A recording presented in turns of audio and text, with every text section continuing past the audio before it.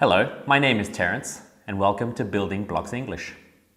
In today's lesson, we're going to talk about learning vocabulary. There are 4 things you need to know when you learn new words or phrases. 1. Pronunciation, or how to say them. 2. Its meaning in context. 3. Word formation. 4. Word partnership or collocations. First of all, let's talk about pronunciation. Pronunciation in English is difficult. We know that because how you say a word doesn't necessarily match how you spell or write the word. This can cause a lot of problems for learners of English. Here are 5 words that have O-U-G-H. I'm not going to say them yet, but I'd like you to answer the following 2 questions. 1. How do you pronounce these words? And 2. Which of these words rhyme with stuff, snow, sort? Pause your video now until you have your answer.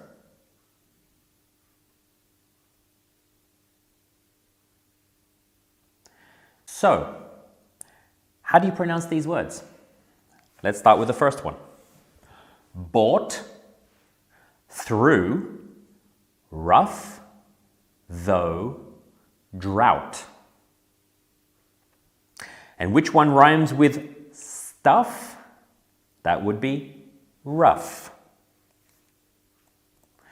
And which one rhymes with snow? Though. And which one rhymes with sort? That's bought. As you can see, these common letters, O-U-G-H, can be pronounced in many different ways. And this causes a lot of problems for learners of English because it is really difficult to know how to pronounce a word after looking at it in a dictionary. So how do we learn their pronunciation? Well, I've got a couple of tips. First of all, use a dictionary or ask a native speaker. Dictionaries come in book format and it'll be written in certain phonemes. This could be a little bit problematic. But dictionaries are also available online, and it is just a matter of clicking the button to have it demonstrated to you. Alternatively, you could just ask a native speaker. The second tip is use a notation system that you understand. So, for example, let's say I use the word though. In my opinion, it is really easy to use a system that you understand.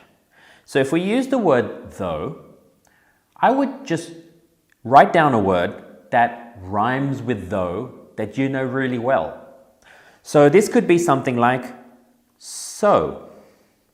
And so in your vocabulary notebook, and you should all have somewhere that you're recording new expressions and new grammar and new phrases and new collocations, you should be writing down its meaning and also how to pronounce it.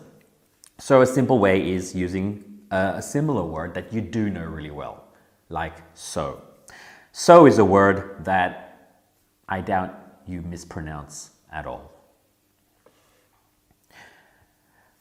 My last tip is make sure the pronunciation matches the meaning that you're looking for, because sometimes the meaning can change in different contexts.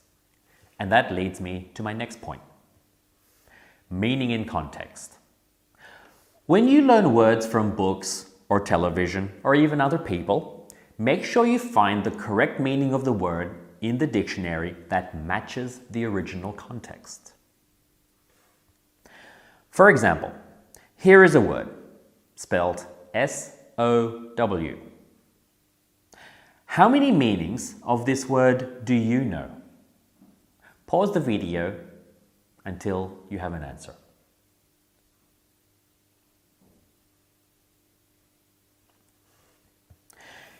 If you came up with one definition, that's great. Here is one definition. David and James will sow the carrots and turnips on Monday.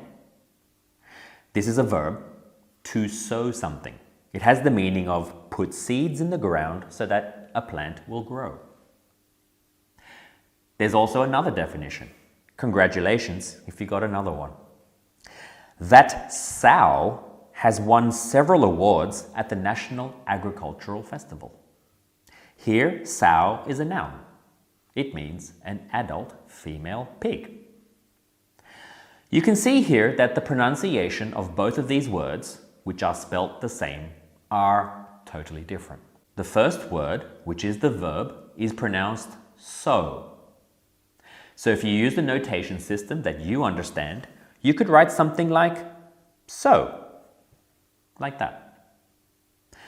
For the second definition, which is a noun, you could think of a word that it rhymes with.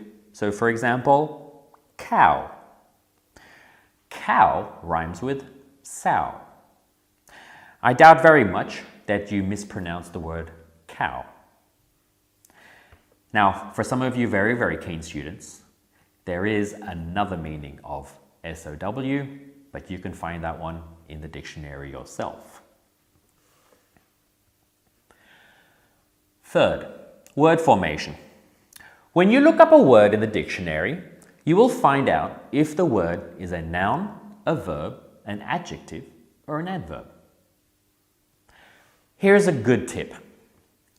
Learn one, learn them all. What does that mean? So if you're going to take the time to learn the meaning of that one exact word, well, in the dictionary, you're going to find the other forms of that same word next to or just below that word you found. Often the meaning doesn't change too much, but you will learn the word in its other forms. So let's have a practice. We will need to create a system to track customer purchases. Let's say we want to learn the word create. And so you go to the dictionary, you look up the word create, and you will find that it is a verb. But close to this word, you're going to find other forms of this word as well. And so I want you to take a moment and pause the video and ask yourself, what types of words are these? Pause the video now.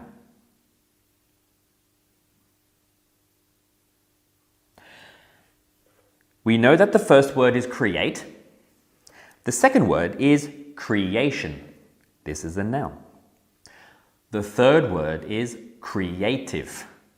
This is an adjective. The next word is creativity.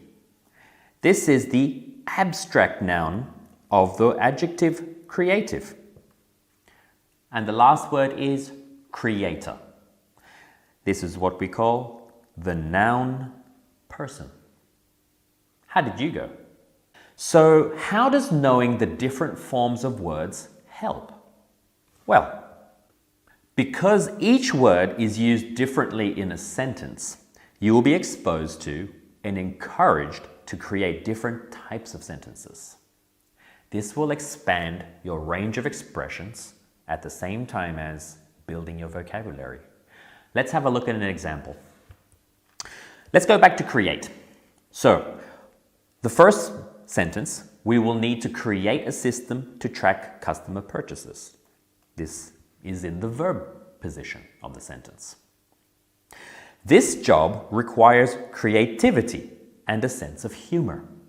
We know that this is the noun, and this is in the object position of the sentence. The creator of this TV series won many awards. We know that this is the noun person. This is in the subject position of the sentence. The student wrote a detailed and creative essay. This is an adjective, and here it is before the noun which it modifies. In the last sentence, your team will focus on the creation of personal wealth. Creation is the noun, and in this sentence, it is the object of the sentence. As you can see, by knowing the various forms of a word, you can use these words in different parts of the sentences which allows you to demonstrate a wider range of expressions. 4. Word partnerships. These are also called collocations. A collocation is two or more words used together naturally by native speakers. Here are some things about collocations. Collocations are often not predictable, and often they may be different in your language.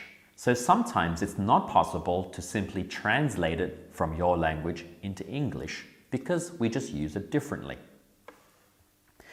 Collocations are extremely important because they are the foundation of all sentences. So if you don't have a good understanding of the grammar, you can still communicate your ideas if you at least know the collocation. So let's say you don't know the present simple or present continuous tense, but you at least know the collocation have party. We at least understand that someone is going to have a party. If we used a different collocation with the word party, say make party or get party or bring party, it would be very difficult to guess the meaning of the speaker. Collocations can have many different forms. So often they can be verbs plus nouns, they can be adjectives plus nouns, they can be adverbs plus adjectives. Sometimes it can be a combination of all of them. It could be a verb, adjective, noun. Let's have a practice. I'd like you to match the following verbs to their objects to form common collocations. Pause the video now and resume it when you're ready.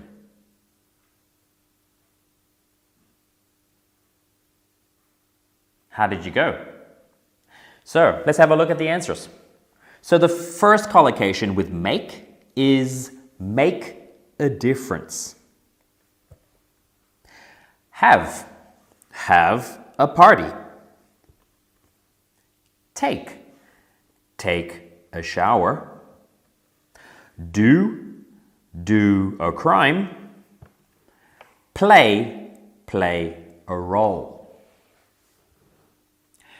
It might be possible that in your language, you might be using one of the other verbs to describe those objects. I hope these 4 principles will help you in your journey to learn new vocabulary.